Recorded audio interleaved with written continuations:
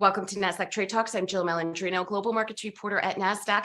Joining us for this segment, we have Chris Dearborn, Managing Director on Nasdaq's Market Intelligence Desk, for an update on technical levels to watch in the Nasdaq-100, with the index on its way to close out its fifth straight consecutive winning month. Chris, the summer has flown by fast, and Nasdaq-100 performance hasn't looked back.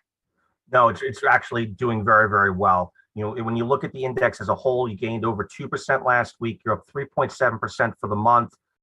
44% year to date, and there's still room to run in this index. We're bouncing up against the 52-week high, but when you look at a longer term chart, which is not the chart we put in there, we're going to look at in a minute, you see a nice rounding bottom if you look at a 5-year chart, which bodes very, very well for a cup and handle for the chart on a long-term basis to give it a nice consolidation over the next couple of weeks before potentially we start to see a little bit more disinflation into the market, get a couple more earnings cycles, not only for this current one, which is going to be a heavy cycle, especially this week, but moving forward to the next quarter to see how this inflation works. And then the chairman's comments at the next meeting in September, it could bode very well for a new high. So at least a push to the old COVID highs. And that would be a tremendous, tremendous move. The chart looks very, very good.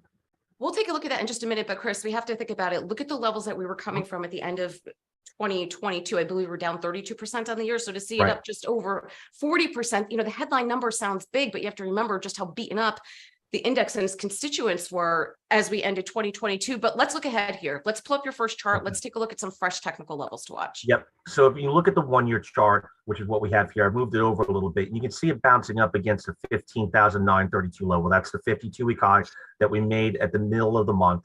And if you look at the bottom of the chart, you'll see the RSI, the relative strength, was over 70 when we made that high, right? Which is an overbought condition, meaning that it should pull back. And the index did exactly what it was supposed to do. It pulled back to support, it found support, and now it's moving higher. And if you notice the RSI, we're at a 64 handle right now, which is very constructive. We're still, again, not overbought, meaning there's still room to run. And we have earnings this week to see where that's going to move us. But again, support right now is very, very tight. 15,690, 15,400. Resistance overhead is 15,800. We break through that, we hit the 52-week high, and then the target there is about 1640 on the move. So again, very nice technicals setting up in this. Everything's sloping higher. The index looks good, charts look good.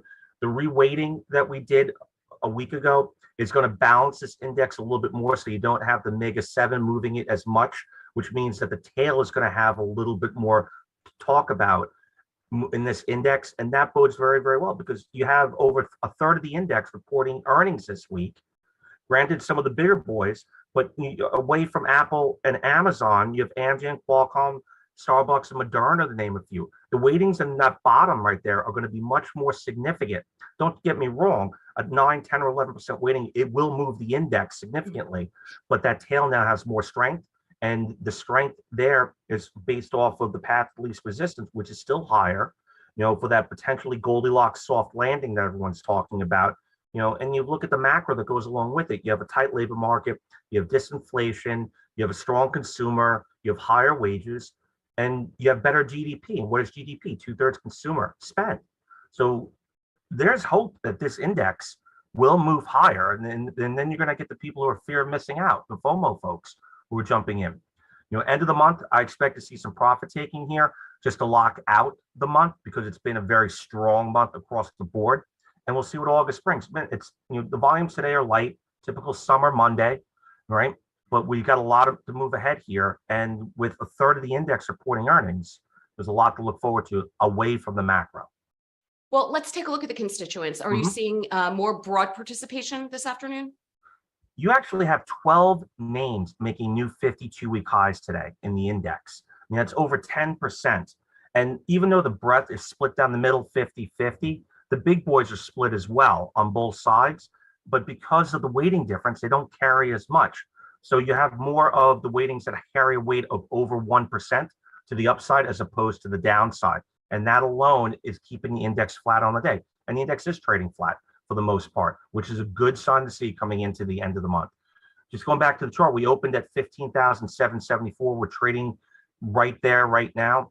If the index closes within 10 or 15 percentage points of that, 15, 20 points, it's going to bode very well for August.